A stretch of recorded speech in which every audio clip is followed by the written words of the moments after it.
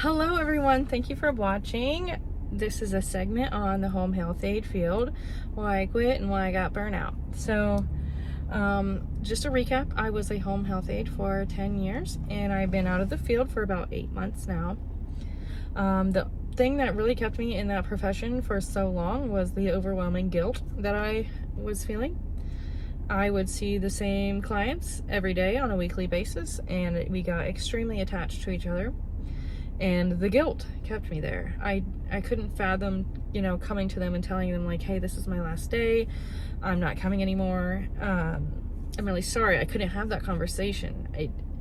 In my mind, I felt like if I left them, there was nobody else. But that's not true. There are plenty of home health aides that can come take your spot. But in my mind, I was just kind of like, you know what? If I leave them, I'm a really messed up person. They really love me. And I just can't leave them. But that's really an emotional bandage that you just need to rip off. And for me, it hurt. It hurt bad because I loved them.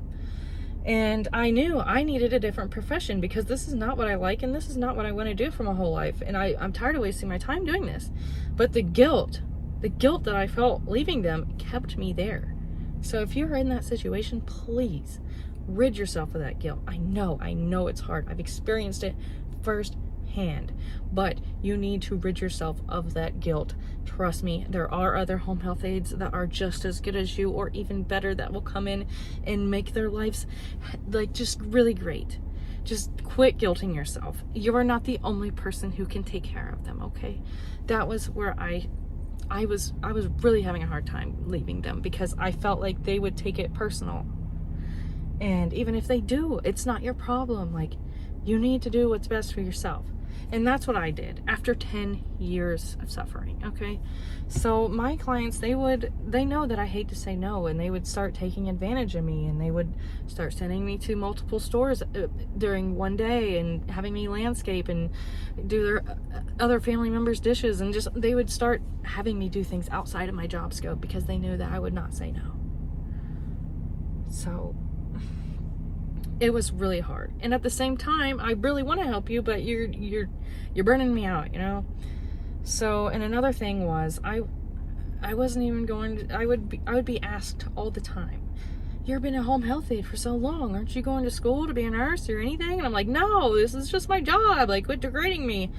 And that was another thing that really bothered me too. Just people assuming that, I was going to go to college or go be a nurse. Nope, I'm just a home health aide. That's it. Okay. And so I really just had to rid myself of that emotional guilt. I needed a job that I could just go clock in, do my job, clock out, and leave.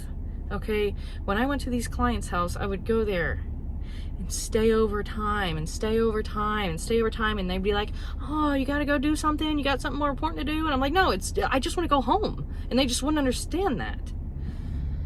So what I did is I added a second job, and I thought, you know what, we'll mix it up, have 2 jobs, it'll be okay. I won't be so burnt out being a home health aide anymore. No, wasn't the case. Adding 2 it didn't matter.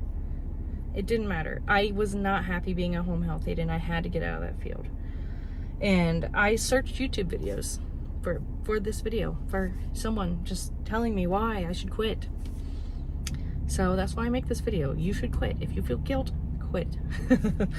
But anyways, really, it's a very tough job. I know it's very emotionally you invest yourself emotionally. That's the number one thing.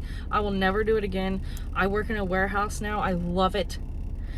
People don't personally take things, okay, so I can just go in, clock in, do my work, and leave. I'm not everyone's entire center of their world. Because when I was going to my client's house, I felt like I was their entire center of their world. And if I left them, oh my God, their world's just gone. That's not true. Don't think that. So now that I have this job where I'm just basically a number, I'm like, man, this is great. There's no guilt at all. I could quit tomorrow and nobody would even care. So this is it's been so much better for me. I'm making more money. I'm more happy. I can clean my own house now, because when I was cleaning everyone's house every day, my house was suffering. My house was dirty, but now it's clean. I'm less stressful.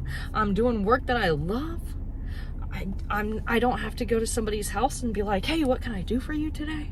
And then look at the time and hope that it goes by fast. No, the time goes by fast because I like my job now. So if you're a home health aide and you're struggling to get out of the job, do it. Rip it off like a Band-Aid. Time will heal you. It has healed me. And I know it hurts and it sucks. And you don't feel like you can do it. And you feel alone, but you're not. And you will make the best decision for you. Just don't let that guilt overwhelm you. If you're a home health aide and you're trying to get out of that profession, just quit. That's what I did. I quit. I didn't even give them a notice. Because I couldn't face my clients and tell them like, hey, this is my last day. I'm not coming anymore. I don't want to be a home health aide. Because I couldn't face them.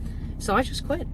I know it's messed up, but it was really the best thing for me, and I really have never been happier. So please don't stay in a job that you hate. It is not worth it. Don't do it for anyone else. Live for yourself. Make yourself happy. Okay? Thank you.